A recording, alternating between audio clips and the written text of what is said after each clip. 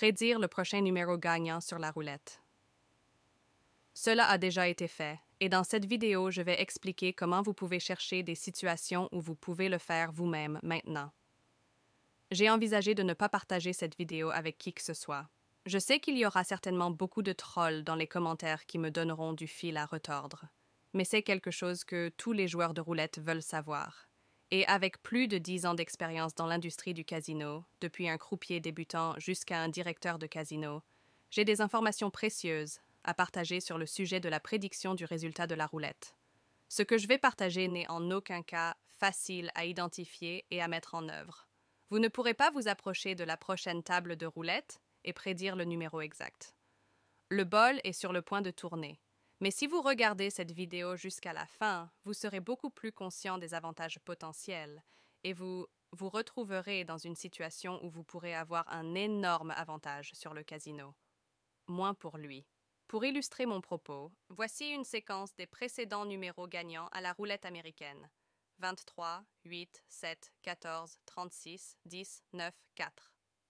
Malgré le fait que j'ai une petite communauté des joueurs de casino les plus intelligents sur YouTube, je serais agréablement surpris si même 1 sur 10 000 spectateurs pouvait prédire le prochain numéro gagnant. Ne soyez pas découragés si vous n'avez absolument aucune idée du prochain numéro. Je révélerai cela plus tard dans la vidéo et comment vous pouvez potentiellement prédire le prochain numéro à partir d'un lot apparemment aléatoire de numéros gagnants. Avant de partager ces schémas invisibles et comment les détecter, je tiens à aborder 2 exemples incontestables de joueurs ayant gagné des millions de dollars en prédisant les résultats d'une partie de roulette. Vous verrez comment la méthode que je m'apprête à partager avec vous est un mélange de ces 2 exemples réussis. Le premier exemple nous ramène aux années 1970, où un mathématicien du nom de Richard Jarecki a utilisé le billet de la roulette pour prendre plus de 8 millions de dollars au casino de la Côte d'Azur. Ce système consistait essentiellement à trouver de vieilles tables de roulette usées par l'usage, ce qui entraînait une fréquence accrue de certains numéros. Vous pouvez regarder une vidéo à ce sujet après celle-ci. Le deuxième exemple est un peu plus récent et s'est déroulé au Ritz Casino de Londres en 2004, et il impliquait une méthode appelée le sector targeting. Le sector targeting analyse la trajectoire de la balle et la vitesse de la roue pour prédire où la balle va atterrir. Il ne peut pas prédire le numéro exact, mais il est étonnamment précis pour prédire des sections de la roue. C'est presque impossible à calculer sans technologie. Et vous pouvez regarder une vidéo sur l'équipe qui a utilisé une technologie laser pour tricher au Ritz Casino après celle-ci. Les faits et la discussion de ces 2 cas bien connus de prédiction de la roulette indiquent 2 choses. Premièrement, cela peut être fait. Deuxièmement, les casinos savent que cela peut être fait et ont donc tout mis en place pour l'empêcher de se produire. Dans notre premier exemple de billet de la roulette, les casinos n'utilisent plus de vieilles roues de roulette endommagées. Ils savent que cela pourrait leur coûter beaucoup plus cher si un autre Richard Jarecki en profitait que de simplement remplacer la roue. Dans notre deuxième exemple du Ritz Casino, qui a perdu des millions de dollars à cause du sector targeting, les casinos en ligne et hors ligne ont essayé de lutter contre cela de différentes manières. Les casinos traditionnels n'autorisent pas les gadgets près des tables de roulette et le personnel de sécurité est sur le qui-vive pour toute personne qui pourrait rôder autour de la table de roulette en essayant de copier le même système qui s'est joué au Ritz. Les casinos en ligne sont allés encore plus loin et n'autorisent pas les joueurs à placer leurs paris pendant que la balle tourne. Posez-vous cette question. Si le concept de sector targeting est totalement absurde, pourquoi les casinos en ligne vous empêchent-ils de parier une fois que le croupier a lancé la balle? Sûrement, il est dans l'intérêt des casinos d'encourager les joueurs à mettre plus d'argent sur la table à chaque tour, chaque span. C'est parce que le sector targeting n'est pas absurde et qu'il peut être calculé, en particulier en jouant à la roulette en ligne, si vous disposez de la technologie spécialisée. Heureusement pour les joueurs, la méthode de prédiction de la roulette que je m'apprête à expliquer ne dépend pas de la mise pendant que la balle tourne. Lien de mon casino favori en description.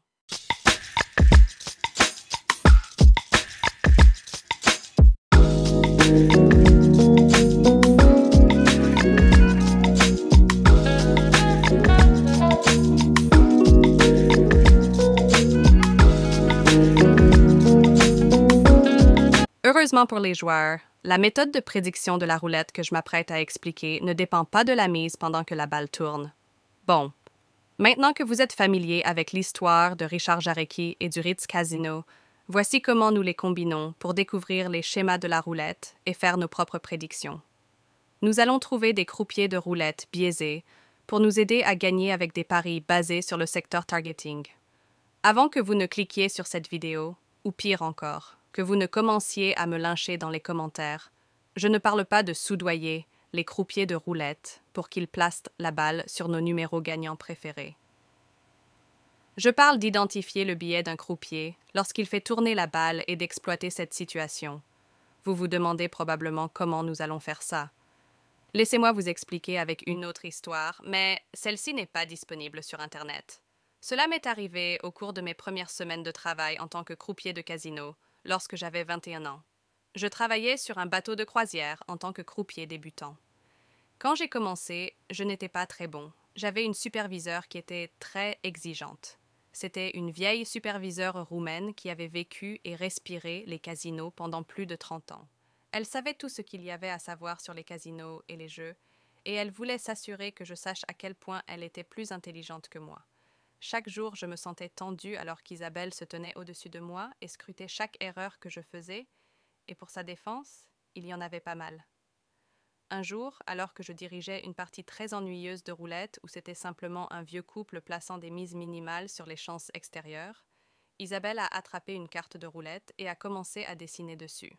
Les cartes de roulette sont simplement des cartes simples sur le côté de la table, principalement destinées aux nouveaux joueurs, expliquant les règles du jeu et les paiements. Elles comprennent une image de la roue de roulette et une espèce pour enregistrer les tirages précédents après 9 ou 10 tours. Dès que j'ai fait tourner la roue pour le prochain tour, elle est venue rapidement derrière moi avec son visage misérable et m'a montré la carte de roulette qu'elle avait dessinée.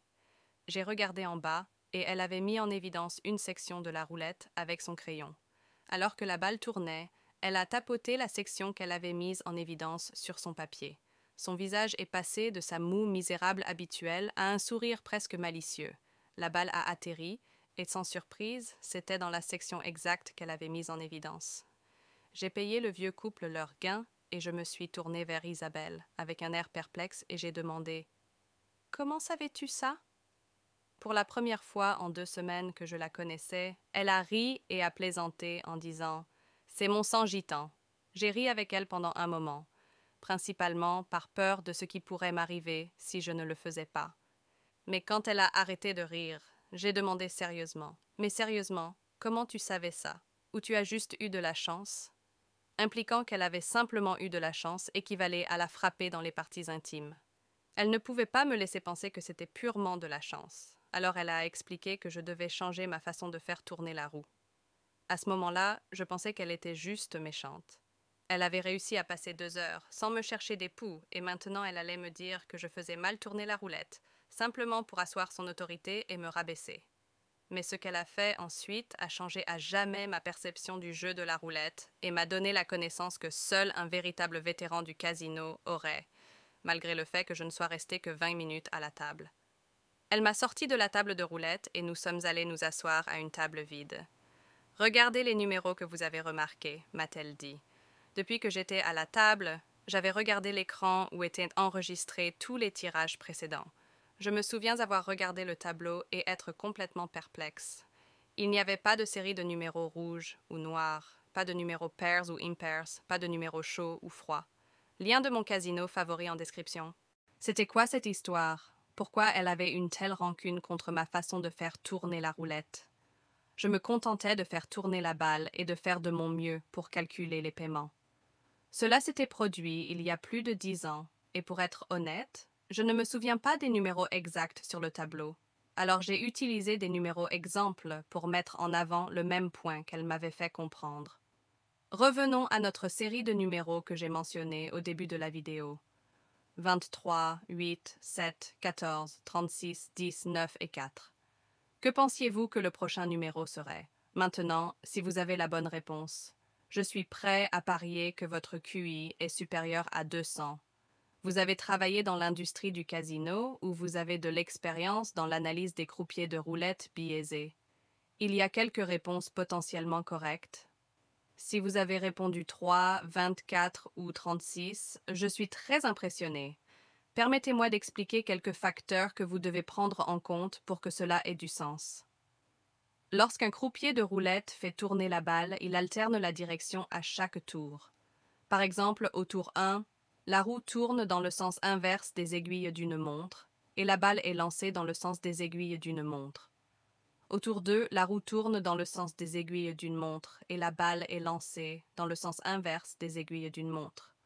On revient ensuite à une roue dans le sens inverse des aiguilles d'une montre, avec une balle lancée dans le sens des aiguilles d'une montre, et ainsi de suite. Il est important de savoir que la technique utilisée pour lancer la balle, que ce soit dans le sens des aiguilles d'une montre ou dans le sens inverse, est complètement différente, et donc tout biais que le croupier pourrait avoir. Il est très probable qu'il ait lançant la balle dans les deux sens. Mais certains croupiers, en particulier les tout nouveaux, peuvent avoir un biais lorsqu'ils lancent la balle dans une direction particulière. Revenons à nos numéros, repérés par le biais uniquement lorsque j'ai lancé la balle dans le sens inverse des aiguilles d'une montre. J'ai trouvé cela très difficile à faire, alors j'essayais de lancer la balle aussi fort que possible à chaque tour. Maintenant que nous avons identifié que mon lancer dans le sens des aiguilles d'une montre n'avait aucun biais et était complètement aléatoire, nous pouvons les ignorer car il n'y a pas de biais, mais nous concentrer uniquement sur les lancers dans le sens inverse des aiguilles d'une montre. Il est également important de noter que lorsque vous apprenez à faire tourner la roulette, on vous apprend à lancer la balle depuis le numéro précédemment gagnant. Donc, en regardant les tours dans le sens inverse des aiguilles d'une montre que j'ai fait, j'ai lancé la balle du 8 dans le 7, puis du 14 dans le 36, puis du 10 dans le 9, et ensuite la fois suivante, j'ai lancé du 6. Dans le sens inverse des aiguilles d'une montre, je passais du numéro 4. En suivant ce modèle, je lançais dans la section exactement opposée de la roue à chaque tour dans le sens inverse des aiguilles d'une montre. Par conséquent, la prochaine série de numéros que ma superviseure aux yeux perçants avait mis en évidence sur son morceau de papier était 3, 24 et 36. Et c'est pourquoi. Maintenant, aussi ridicule que cela puisse paraître, la suite de l'exemple consistant à choisir 3 numéros parmi 38 que la balle va atterrir est un peu extrême, mais cela met en évidence le concept très réel des croupiers de roulette biaisés. Pour augmenter vos chances de gagner, vous devrez choisir un secteur de la roue comprenant environ 8 numéros. Lorsque j'étais directeur de casino, j'ai été témoin d'une croupière débutante présentant un biais de lancer extrêmement évident, et cela se produisait lors de plus de 80% de ses lancers. Lorsqu'elle lançait dans le sens des aiguilles d'une montre, elle lançait tout droit dans la section où la balle venait de tomber. Le nombre de fois où elle a touché le même numéro 2 fois de suite était vraiment stupéfiant. Un joueur intelligent qui prêtait attention aurait pu faire fortune. J'ai dû informer le superviseur en lui montrant poliment. Je peux prédire dans les 5 numéros où la balle va atterrir.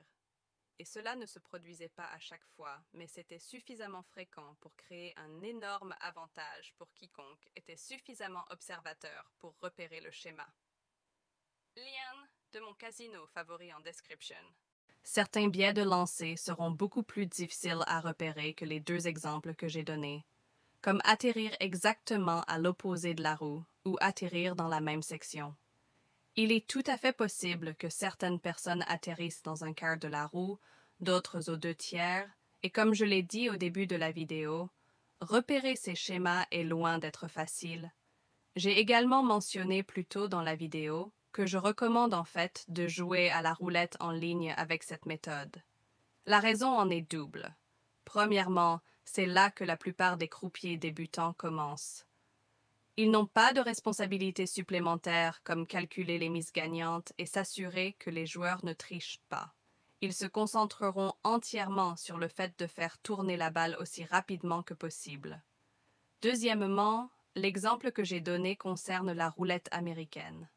En jouant à la roulette en ligne, vous pouvez choisir une roue européenne, qui a un avantage de la maison beaucoup plus faible.